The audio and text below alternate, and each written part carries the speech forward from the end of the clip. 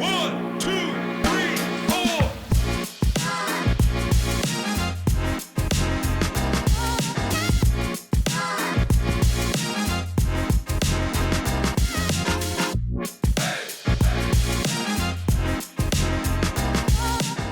We'd like to welcome you into another episode of the Talkin G-MAC podcast, a soccer championship episode. We are excited to be joined now by head women's soccer coach at Ashland University, Caleb Paulino. Coach, thanks so much for taking some time to chat with us today, and congratulations on a 2025 GMAC tournament championship this weekend. Yeah, thanks for having me. It's always fun to talk soccer and talk GMAC. And yeah, it was a really fun week, last couple of days for us, and definitely stressful. But we're glad we were able to pull it off and win the championship there. Well, fourth tournament championship for you guys in the last 5 years. So certainly some dominance on you guys' end on the women's side. But really no easy feat for your team the last couple of days. Let's go back to that Northwood game. What a heck of a game, a soccer game, obviously ended regulation in a 0-0 tie and couldn't get anything in the back of the net for either team during those overtime periods. So headed to PKs and certainly got our year's worth maybe of PKs in that game with you guys coming out. I think it was 13-12. So can you talk about the momentum after you leave you get that bye, so there's no kind of quarterfinal matchup for you all. So no game being played for you all last weekend. You get that game on Thursday against Northwood. What was kind of the mindset and just the resiliency that you were able to see from your team to be able to get a win that evening in Ashland? Yeah, I think for us, that was always the goal. It came down to the last day to figure out who was going to host the tournament, and there were quite a few teams in the running still. And that was important for us, especially with the quick amount of games that we had in the last 5 days prior to, is get a little bit of a rest recovery. And hats off to Northwood; they're an unbelievable opponent. They're making the NCAA tournament as well, which we're really excited for. And it's something that we have a lot of respect for them and what they do. And the last time 2 years ago, we faced each other in penalties as well, and the outcome was a little bit different. And I think that's the growth of the group and the experience that they got. A lot of those kids that were in that penalty shootout, a couple years ago, and we end up losing at Northwood, were the same kids that were playing in the game over the weekend. So I think that's a lot of growth. And I'm not going to lie, I was probably hiding in the corner somewhere, not paying attention to see how fast it could go by. I know everybody else was stressed out about it, but it's good to see that this time around we were able to win in penalties, and it's our first time, that we won in penalties in a tournament setting. Well, I want to ask, because of the way that soccer is set up at the NCAA Division II level, you have that ability to end regular season matchups in ties, right? So we're not getting into these situations.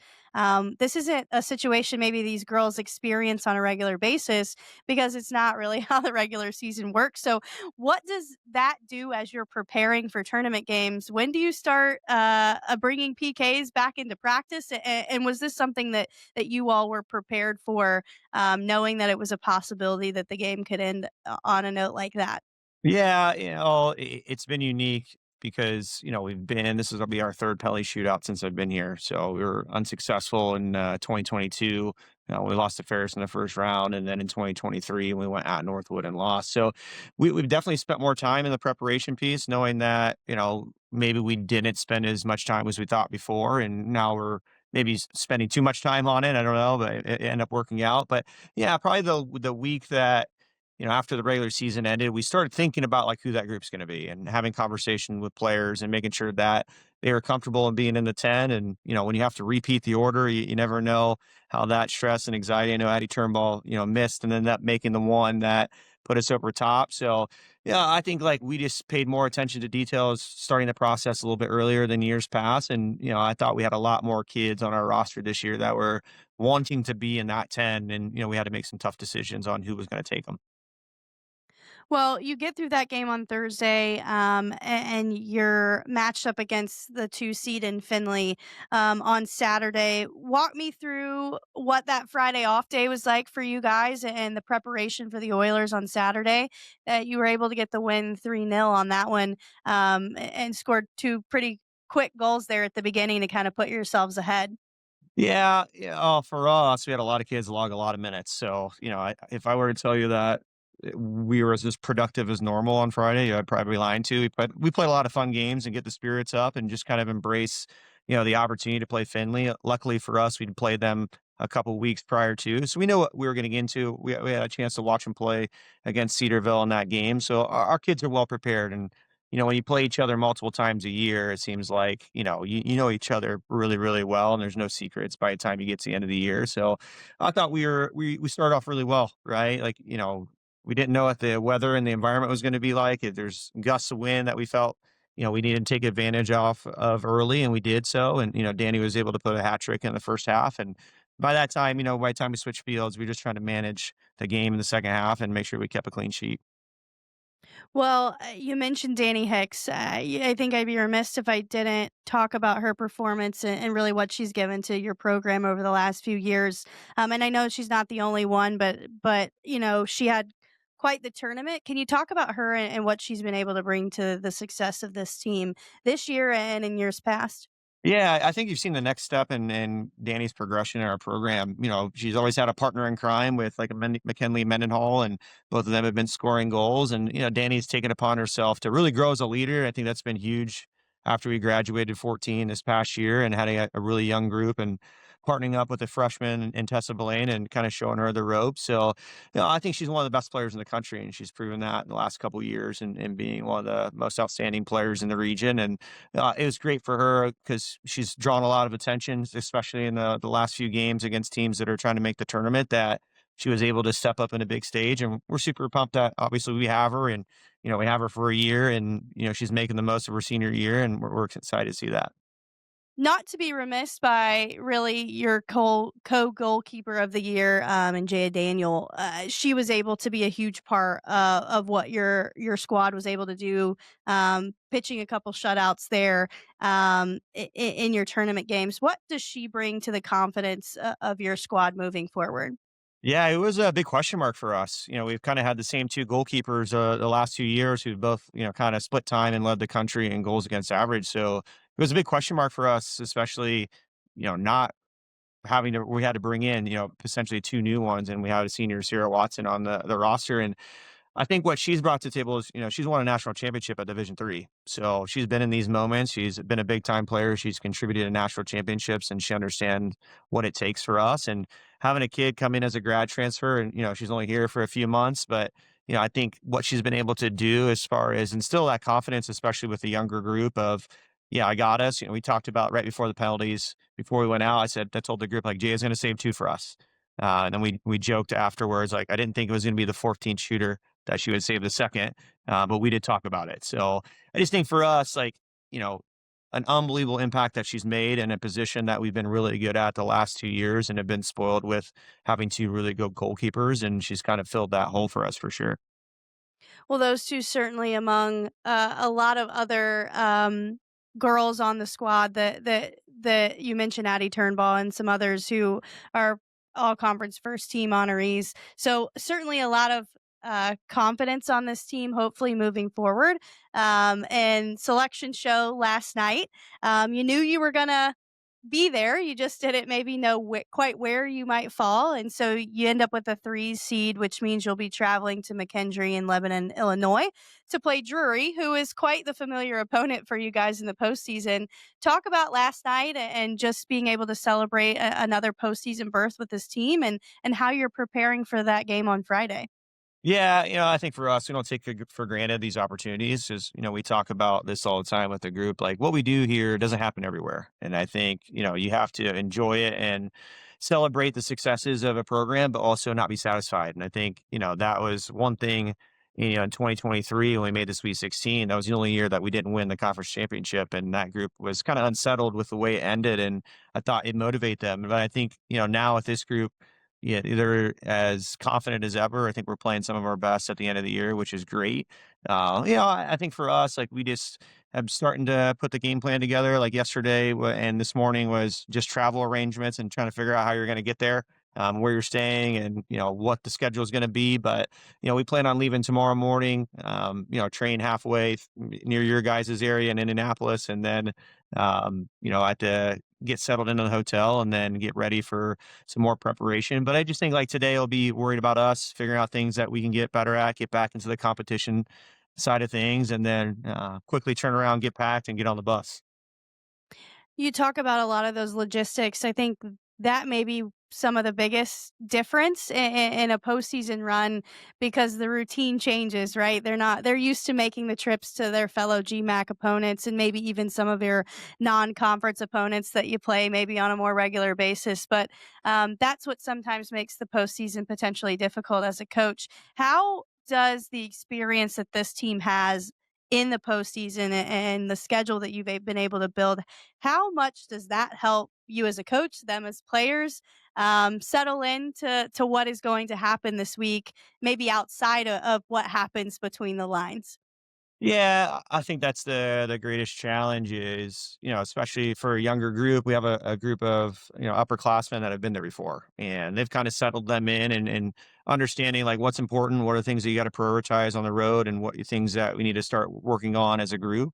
So I think for us, like you kind of mentioned it, right? Like we've got a bunch of kids that have played in the Sweet 16 still on the roster. And I think that's speaks volumes to, what they've been able to do at an early age and continue to contribute, these next few years after. So, we're excited about the opportunity. Again, it's another opponent we've played before and, it's not our first time being on the road, right? Like we have farther trips in the conference where we have to make our way out to Kentucky Wesleyan and build that routine and understanding going the night before and all those kinds of things. So, I think for us, we're just excited that we're probably playing somebody else other than the conference. And I think both Jonathan and Michael at Northwood and Cedarville would probably tell you the same thing is like, we're just pumped that, we've been battling each other for 3 months now that we get to go, showcase the GMAC against the other conferences. Well, Caleb, you mentioned it right there. Two other teams will join you in postseason play in Cedarville and Northwood. Obviously, excited anytime we could get multiple teams with multiple bids into the tournament. Uh, how has regular season GMAC play, how do you feel like that prepares you all for the postseason and some of the talent that you get to see during the regular season? Yeah, I think, especially the end of the year for us, we end up going against Northwood twice. We end up playing Cedarville twice, or sorry, Northwood 3 times, Cedarville twice, and then Finley twice. So, when you have 3 teams that are in the top 10 in the region, you know what it's like. You know what you kinda expect. Like, they're gonna be just different versions of themselves, and in the other conferences. So, I think for us, like, it builds confidence in knowing that, like, our toughest part was at the end of the year, and when we needed big results, we figured out a way to do that, and I think, like, that for a young team is instilled, like, "Okay, like, we can do this. We can put ourselves in a position, to make it past the first round, the second round, and hopefully potentially keep going on." So, I think for us, like we're really excited for the other schools as well. I think that's one thing that shouldn't go unnoticed is we're big fans of each other and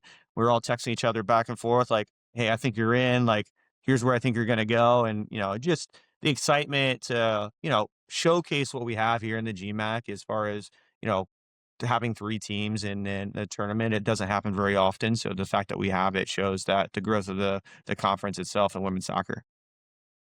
Well, Caleb, we certainly are looking forward to all of you getting a chance to showcase what the GMAC has to offer over the next several days in the postseason. But best of luck and safe travels to you all at Ashland, and congratulations once again on another GMAC tournament title.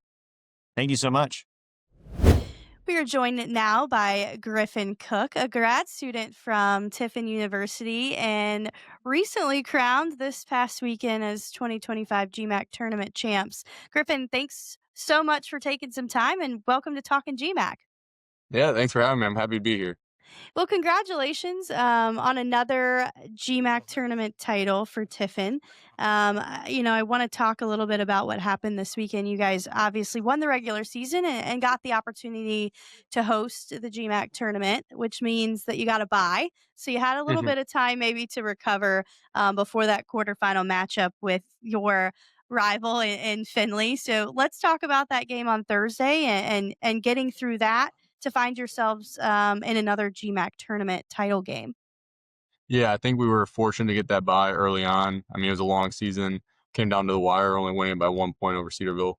Um, but getting that bye was nice. We have a few older guys in our back line and our defensive half of the team, so it was nice to get some rest underneath our legs. But playing a team like Finley, especially a rival, third time in the season, twice I think in the same week, essentially. I mean, it's not easy, and they're a tough squad to play against. They had a good year last year, and we knew it was gonna be tough, but um, I think when it comes down to tournament games, sometimes just who's got the hot foot in our league right now, and we're able to put some things together and carry that into Saturday. And again, Saturday was another tough game. We played Kentucky Wesleyan. We played them earlier in the year, 0-0 draw, so it wasn't much separating us as a team or as a battle. But again, take that second overtime.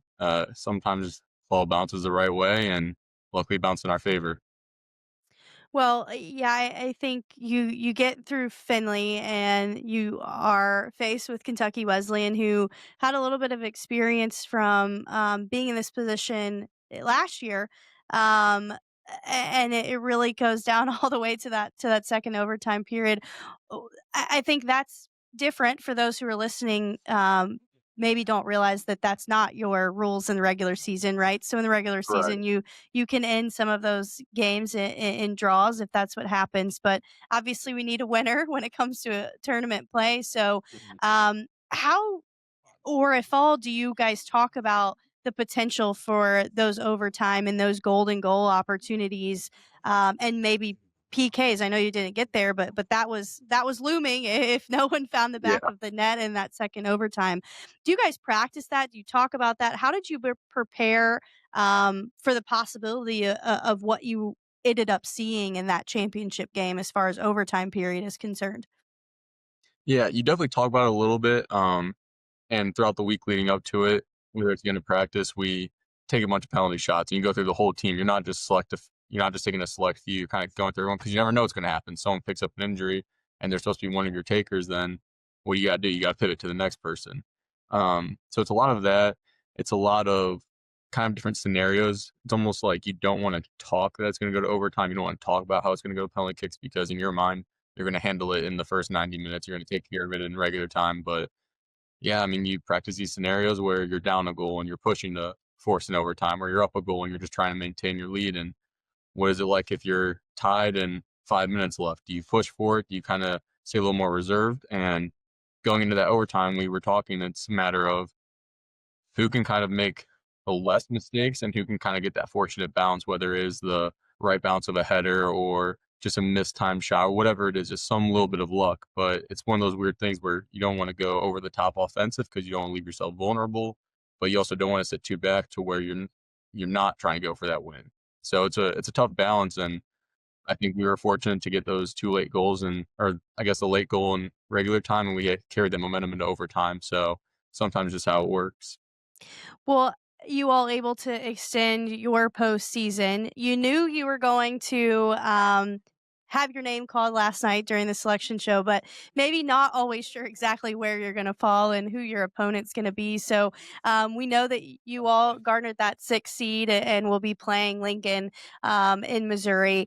Can you talk about just the opportunity to continue playing soccer with the team that you're playing with? You've already brought back a GMAC title, a regular season, and a tournament championship, but there's the opportunity to maybe do more and do that for Tiffin and the school that you're a part of. What is that like, knowing that you get to play more soccer with your team? Yeah, I mean, it's awesome, especially this being my final year of college soccer. Of course, I'm excited to get any extra chance I can, but not many teams throughout the country get an opportunity to keep playing this late into the season. And so, despite where you are in the seeding, whether or not anyone's happy with it or dissatisfied with it, it's one of those things where any given game, anything could happen. So it doesn't matter if it's a 1 seed versus a 10 seed. sometimes games just fall your way. You never know. So just the opportunity in general, something we're all grateful for, and we're all excited for. You never know what's going to happen. We're gonna go out and give our best foot and just do whatever we can to get another day together. You all, I'm sure, know each other very well after playing a whole year of soccer together. But is there anything that you all maybe learned about this team heading into this kind of, I guess, second half of the postseason? I know you were in postseason mode in the GMAC championship, but are there things that you can take away from those two tournament games that'll carry you into this part of the postseason? Yeah, I mean, this group loves to fight. Doesn't matter if we're down late, if we're up early, we don't let off the gas pedal, and we kind of get whatever it takes to get the result. So it's nice to know we got that. We got a few young guys that played huge roles for us, and again, I've talked about it, we have some veteran status guys on this team, but everyone's kind of coming together and sacrificing for one another. There aren't any egos on this team. It's a full team mentality, and it's a fight till the end. Well, for Tiffin men's soccer, making the postseason, especially over the last 5 or 6 years, has been kind of the standard for this program. Because of that, those of you who may have experienced this opportunity in years past, does that ease your mind at all, knowing that you kind of maybe know what to expect as far as postseason is concerned, and maybe can help some of the younger guys out that may or may not know what this trip looks like and what's ahead of them? Yeah, I think it eases our mind a little bit because, like you said, we've been here before, but at the same time, we know we have that standard kind of with the program that we're trying to uphold. And so there is still a little bit of, all right, we're still trying to make sure we get to that level. But the thing is, we all trust in ourselves and know what we can perform at and where I guess, the limit is for us. And we think the sky's the limit. So it's a comforting thing to know. Again, we've been here before. We have guys who are brand new and are still figuring it out, but they're going to get brought along with the older guys and the ones who have experience. And so we move together as a group. There's no lagging behind from the new guys, anything like that. I think that helps us in this time of year. And to also know we've played some tough opponents throughout the year. We've played Cedarville, who's in the tournament. We've played a Charleston at the beginning of the year. We've played Saginaw Valley, who was unfortunate to not make it, but they're a great team. They had a great year. So to know that we've played these top level teams, we've held with them, competed with them, and it's something that we know we can carry on into the postseason. What are some of the conversations like when this kind of quote second half of the postseason starts? Knowing that it really is a win or go home situation now, right? There was a possibility maybe you stumble in the GMAC tournament. You were likely potentially still going to see the opportunity to play, but now it's certainly that win or go home mentality. Does that change how you guys approach a contest, or what are those conversations like with Coach Brownell and the rest of the guys? I think really the only thing that changes is we're for sure handling every game as if like there is no guarantee tomorrow. Just empty the tank, empty what you have, give it all out, and leave it on the field. But it's kind of how we also treated the season throughout. We didn't think past any games throughout the season of, okay, we're maybe playing this opponent on a Thursday. Who are we playing Saturday? It was always a one game at a time mentality. And that's what got us to our first goal of the regular season title. And that's, all right, two more games to win the tournament final. We worked on one game at a time for that semifinal final. From here on out, it's going to be, all right, who's our next opponent? Well, it's Lincoln. So let's focus on Lincoln.